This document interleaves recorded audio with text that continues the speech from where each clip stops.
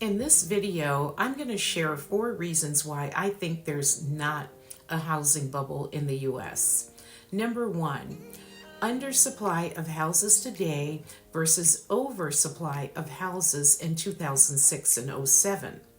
In the years leading up to the 06-07 housing bubble, we were building roughly 50% more homes than we needed every year.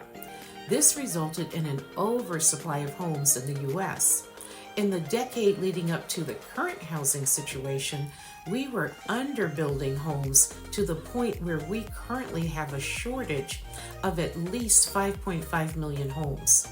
This means we currently have an undersupply of homes in the U.S. Number 2, millennials buying homes today versus millennials too young to buy homes in 06 and 07. When the 06-07 housing bubble burst, the millennial generation of home buyers was too young to buy homes. During the decade after that, the millennial generation of home buyers took longer to form their households and buy their first homes than all the other generations before. In the past few years, the millennial generation of home buyers has just started to buy homes. In fact, 52% of adults age 18 to 34 are still living with their parents. This means the demand among first-time home buyers is likely to increase in the coming months and years. Number 3, people were losing their incomes and jobs versus a very strong jobs market today. When the 2006-2007 housing bubble burst, the economy crashed and many people lost their jobs. It took over 6 years for the unemployment rate to drop below 5% again. During the COVID recession, it took less than a year for the unemployment rate to drop back below 5%, and it's been running below 4% for the past few years. There are 50% more job openings today than before the pandemic, and 4 times as many job openings than there were in 06 and 07. This means that people have jobs and they can afford to buy homes, even at today's rates.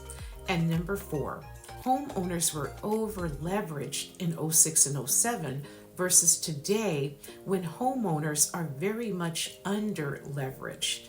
Many people who bought homes in 06 and 07 did so with little or no money down.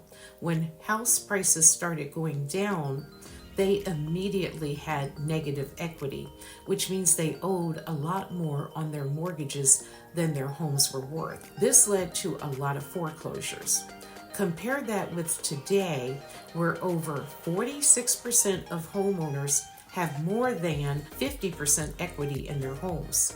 This means that home prices would need to plunge by more than half their current value for most homeowners to be in a negative situation. This also means there's very little incentive for homeowners to go into foreclosure. That's one reason why the doom and gloom predictions of mass foreclosures after the pandemic never materialized.